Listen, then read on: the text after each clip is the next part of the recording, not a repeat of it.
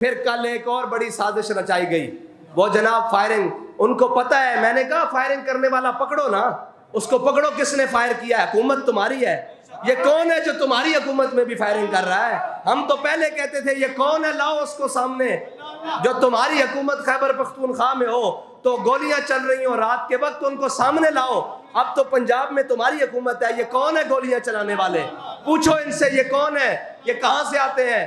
وہ کہتے ہیں گولیاں چلائی ہیں۔ میں نے کہا ہمیں تو پتہ ہی نہیں کس نے چلائی ہیں، یہ تمہیں پتہ ہے یا ان کو پتہ ہے جو چھپ کر گولیاں چلاتے ہیں؟ اب وہ ننگے ہوں گے انشاءاللہ، اور وہ شیطانیاں کر رہے ہیں، اور یہ الزام ہمارے اوپر دھرنے کی کوشش کی جا رہی ہے۔ میں نے کہا ہے ہم نے تو یہ کام اس وقت نہیں کیا جب لاشیں ہمارے گھر میں پڑی ہوئی تھی، یہ تو کام ان کا ہے جن کے نام لیے جا رہے ہیں۔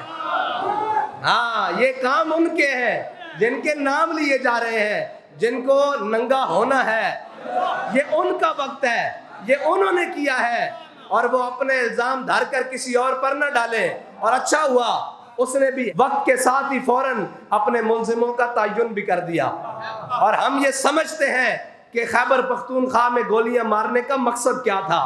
آج وہ ساری باتیں کھول کے سامنے آ گئی ہیں کہ یہ چاہتے تھے کہ ان سے لڑیں، ہماری لڑائی ان سے ہے ہی نہیں، ہم تو ان کو سیدھی راہ بتائیں گے، ہم جہاں یہ غلطی کریں گے وہاں ان کی غلطی کی نشاندہی کریں گے، لیکن یہ نہیں ہو سکتا کہ جو تم چاہتے ہو ہم وہ کریں، ہم وہ نہیں کریں گے۔ بابا جی فرماتے سنو جلے آئے کون ساڑی لڑائی تا ٹرمپ دے نالے، ساڑی لڑائی تا کفر دے نالے، ساڑی لڑائی ہر اس شخص نالے جڑا پاکستان نو توڑنا چاہتا، جڑا اسلام نو نقصان پہنچانا چاہتا۔